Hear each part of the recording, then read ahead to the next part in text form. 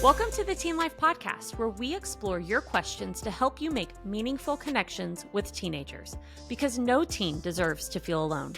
Have a question you'd like us to address? Email us at podcast@teenlife.ngo. Now, let's jump into this week's question. How are teens using AI, and what should we actually be worried about? That's the question for today. That's it. That's all. AI wrote that, probably. I think so. I'm kind of offended that you said that. Guess what? No one knew. Couldn't even tell. So listen, it's not going anywhere.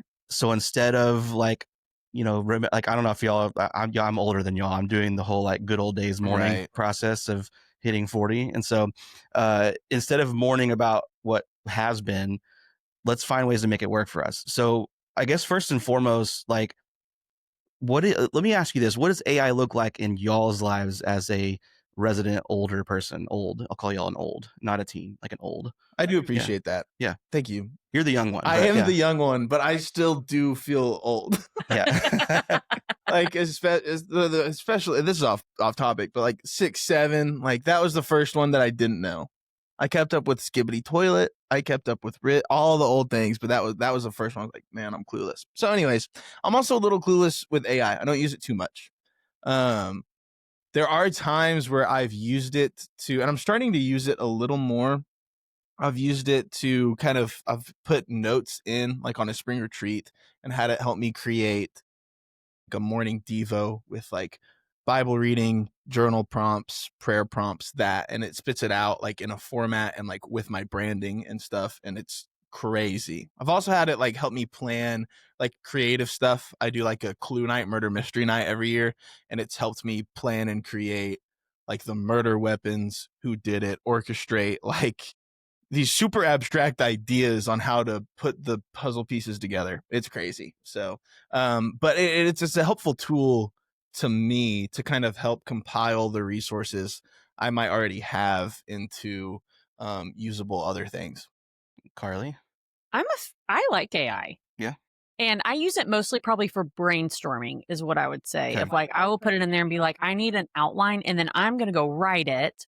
But just give me some basics. Or for the podcast, for example, for one of our episodes this season, I needed a source or a stat on a very specific thing. And so I put it in there. I was like, can you just give me sources? And so it'll give me the links that then I can go and do the research myself.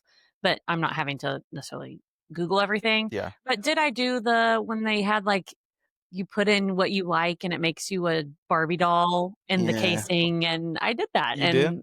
I sure did. And it was very cute. Okay. I don't know. So yeah, I'm kidding. I didn't do. I think there are times where it can be very fun, but I do use it quite often to come up with ideas or to edit things. Hey, I wrote this.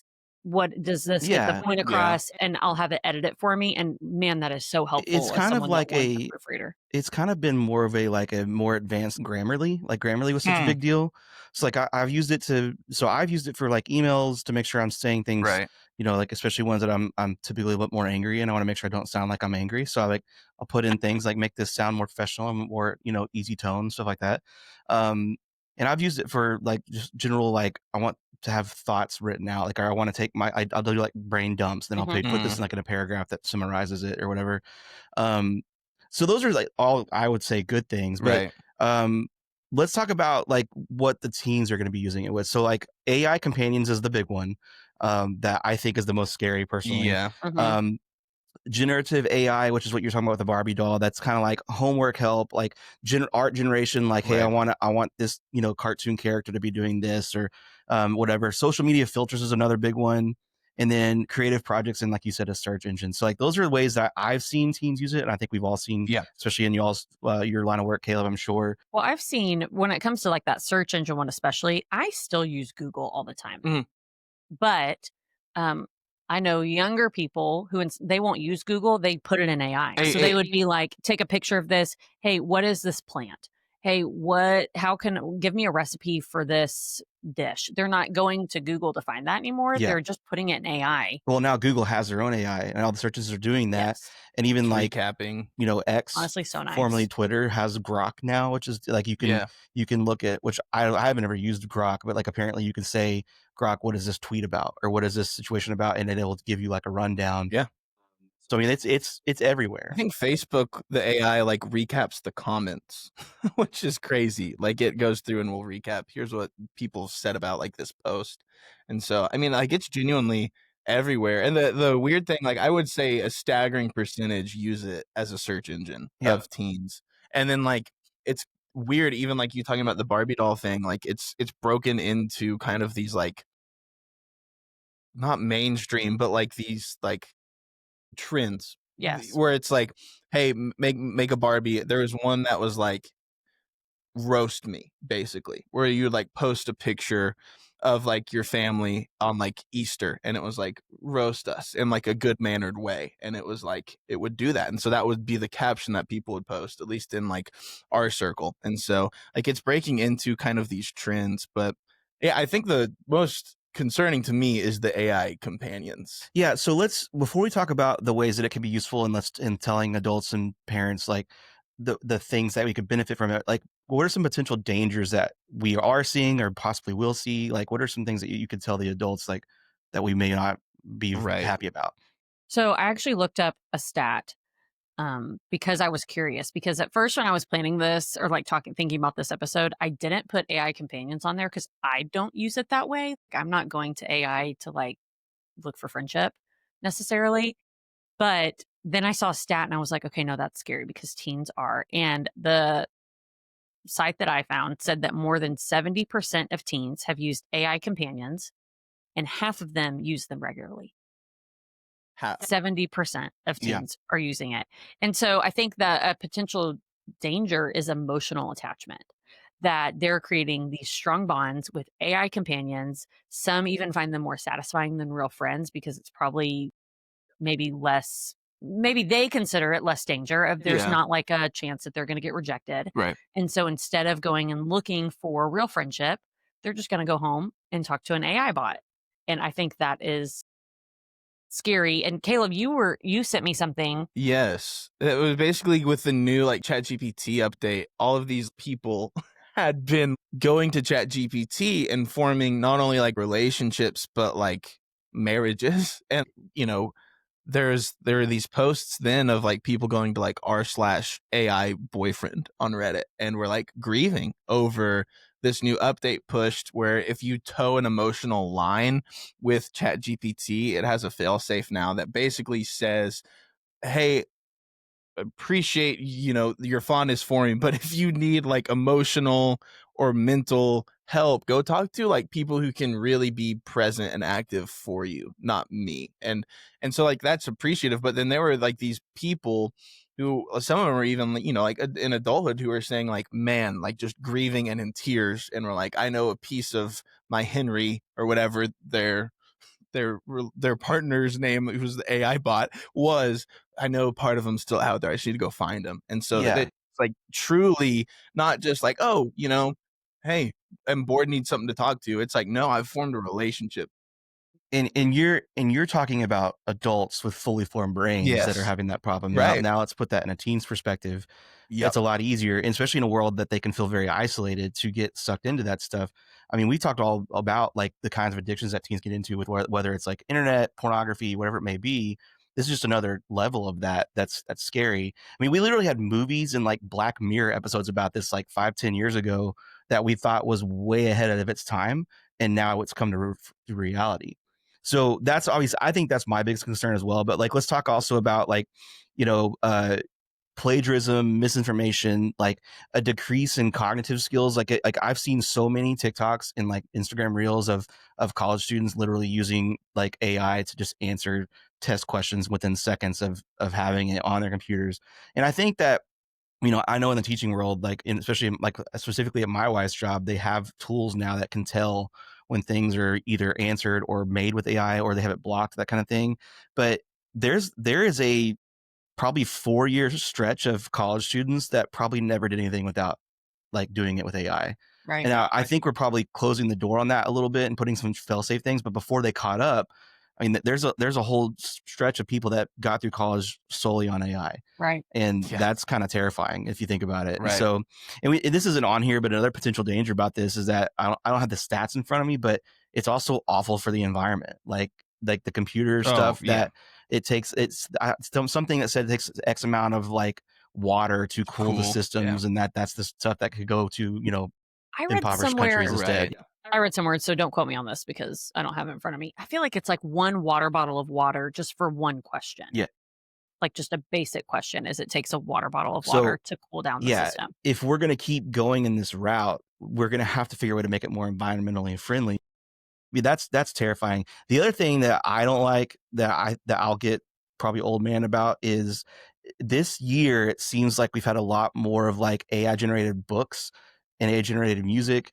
And like now I forget who it was exactly. I think it's like Paramount said that they're about to release a streaming service where you can go in and type, I want a, you know, a TV show with Marvel characters to where they go do XYZ, and it'll just pop up an episode for you. Like apparently like Disney and all these people are getting ready to start having like sell their rights so AI can use it. And like that just takes away like the beauty of like movies and TVs and books and media mediums that we're just letting a computer generate it now. And so that's kind of, I don't like that personally. And that's just another thing that's scary. But there's also like whole AI generated like accounts. Like I know I've seen my algorithm on a few times, and teens have talked about it, is like Yeti and Bigfoot vlogs. And it's like the AI video of like a Bigfoot, like Sasquatch, like first like selfie camera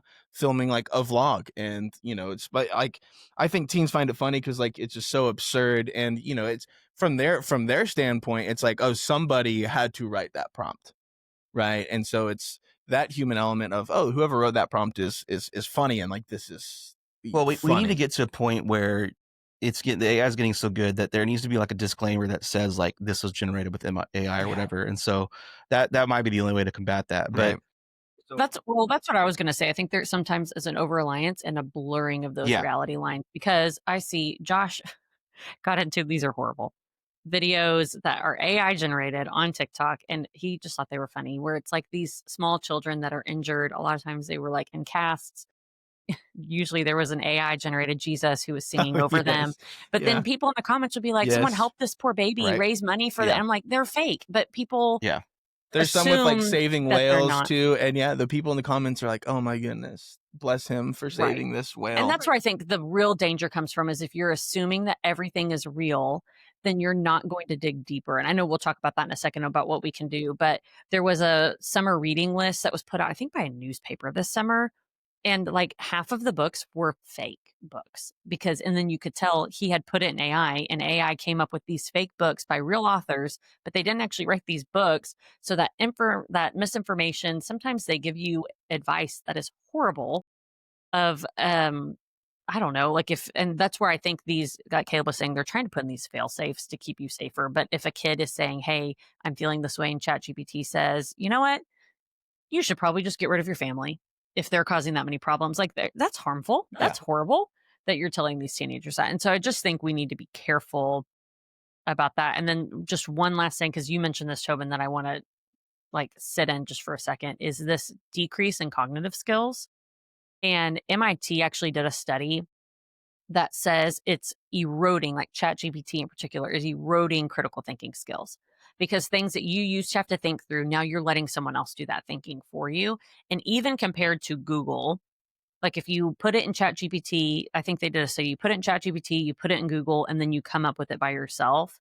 And like ChatGPT was so much worse than the other two, even putting it into a search engine, of just thinking about having to having to at least click on the blue text of whatever link you're then going to click. And when we think about teenagers and younger kids who are learning and in this brain development, and their brain isn't getting that, I just think we're going to see some long-term consequences of that as we move forward. But let's talk about some benefits. I know we talked a little bit about our personal experience, what we think about ChatGPT, but I do think there are some cool things that can come of it. So what are some of the benefits. I mean, I think if you use it smartly as a student, you can personalize like how you learn, or like if I know that when I was when I was in school, I would have like a question like on a paper and I wouldn't fully understand it. And now you can take those questions and say, write this another way that I might understand it. Or, hey, how can I get to this question in a different way? There's definitely things you can do with that. Even like creating, like I did this for a workout schedule. Like you can create like a schedule on AI that's like, help me create a schedule to keep me more focused on my school, whatever. Like it can help you plan better and stuff like that. And so like there's a way you can personalize your learning for that, where it's not actually doing the work for you, but it's kind of aiding you. It's no different than using an app to do that. It's just a little bit more personalized. Yeah. Well, I think, like I said, how beneficial it would have been when I was in high school or college to write a paper and put it in ChatGPT and say, give me feedback like you're the teacher. Like, no, Yeah. don't write it for me, but give me, and where they could say, this doesn't make sense. And I can go, okay, now I can go back and rewrite that and have Right. that. Or, hey, here's my material. Here are my notes from the semester. Give me a quiz that's going to help me study for this test that I have coming up, my final. I just think there are some cool things that you can do that, like you're saying, it's not doing the work for you, but are really just aiding. And that's the thing. And maybe this will come eventually, but that's the thing. I wish that there was a student version of it where like they could get all of those things, but it won't actually write for you, or won't Right. actually Right. answer things for you. And like maybe that's around the corner. Maybe we'll figure a way to do that. Cause like it's I mean, listen, like I was a pretty decent student, but I was also like, I would do anything I could to make it as quick as possible. And if I had the option to say, hey, help me write this paper, instead of just write the paper for me, I'd be like, write it, hit enter, and then I Yeah. would even look back. That's what I was telling Karlie on the ride up here. I was like, I would like to think that I'd find creative ways to write it, but it's like, if I have that full freedom to have it write a paper, probably better than I could. Absolutely. Be I get done it. in I get it. You can be done in 5 minutes Yeah. versus a couple of hours, and then that gives you more time to play video games, hang out with your friends, whatever. So like there's no world that I would have done the right thing in this situation. So like if there's a way to make it. So anyway, all that to say, use it for brainstorming, use it for research, but don't use it to do the work for you. And that's the thing, is that's where the benefits are, because it can be an incredibly helpful tool. And listen, if and when you get on that as a crutch, when you become a working adult, whenever you're 18, 22, 30, whatever, you're going to have to actually do the work. Like, in my job, I can't just put everything in ChatGPT and have it do it all for me. Like, but so I like, wonder if students are sitting there thinking, right, like, oh, they're not.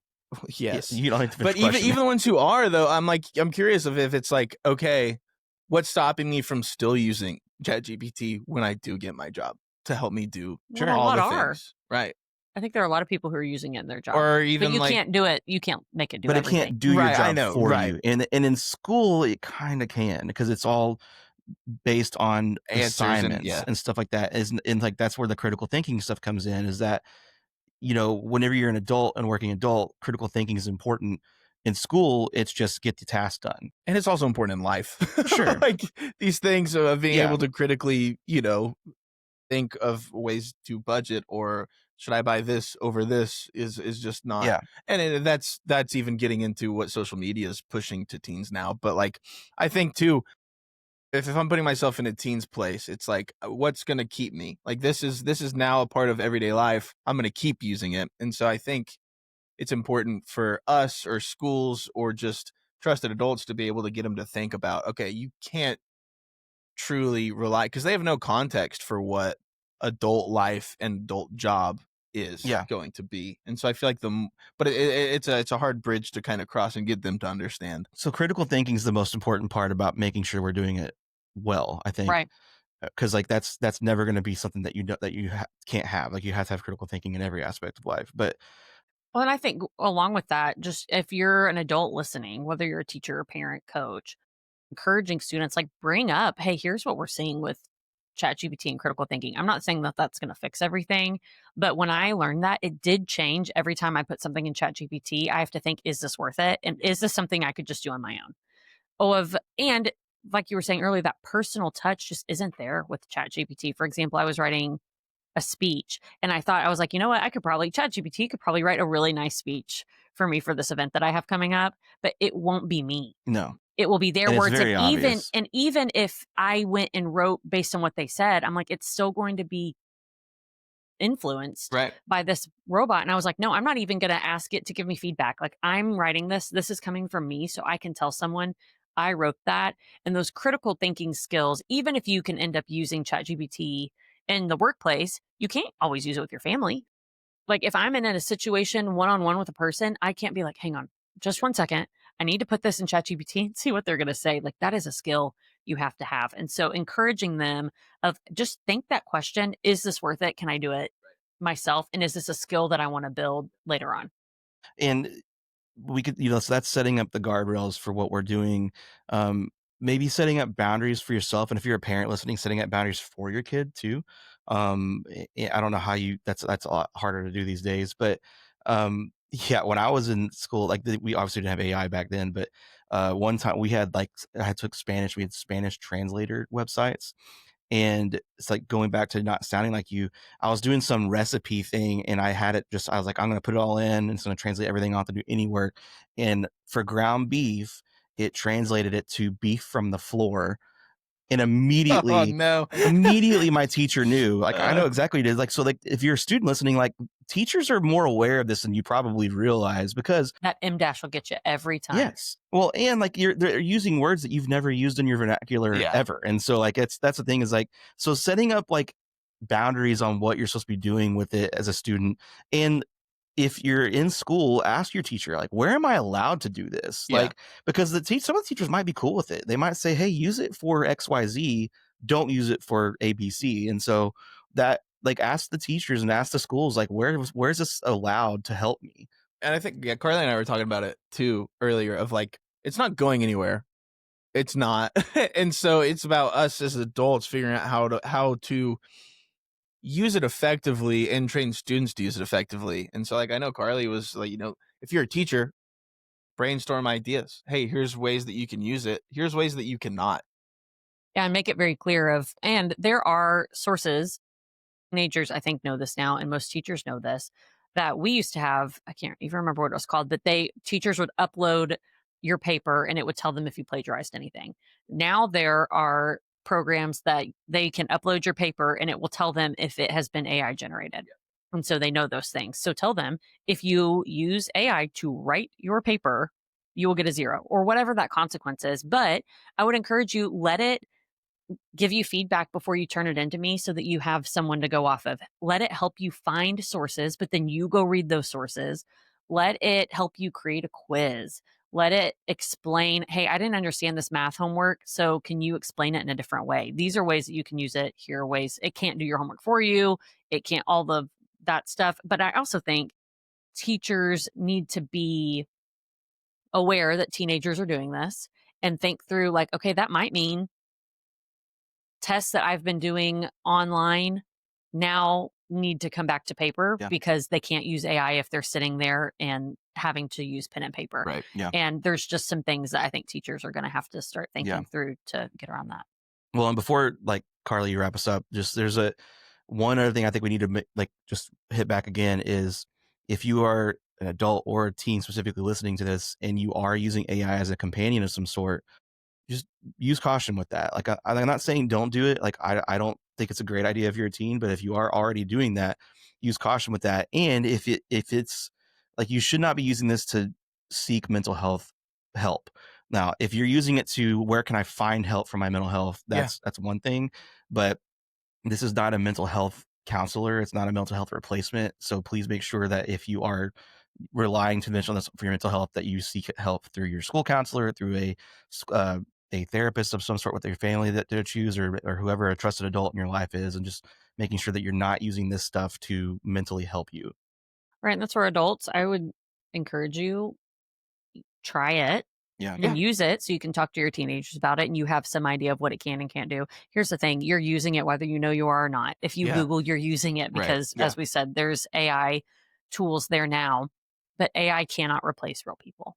It just can't. And so have conversations with students, be willing to talk about that, but also coming from at a place of, hey, you are capable of doing this on your own and you have the people in your life that can support you and you don't need Yeah, companions I that think are too, like that robots. self-confidence thing's a big part of it because it's almost like we're training teens to, oh, I can't do this Right. with my own abilities. And I think it's a reinforcement of you can, Mhm. right? And I think, from a teen standpoint, it's like, well, if it can do it better than I can, or, what's the harm of me trying to befriend an AI, whereas making friends in real life is so hard. And I think too, the message you need to hear is like, you are capable, and you are all, each and every one of us humans are so blessed and awesome in our own ways. And so, put that trust back in yourself, I think would be my charge to just everyone. That's good. Well, as always, subscribe on YouTube or wherever you listen to podcasts.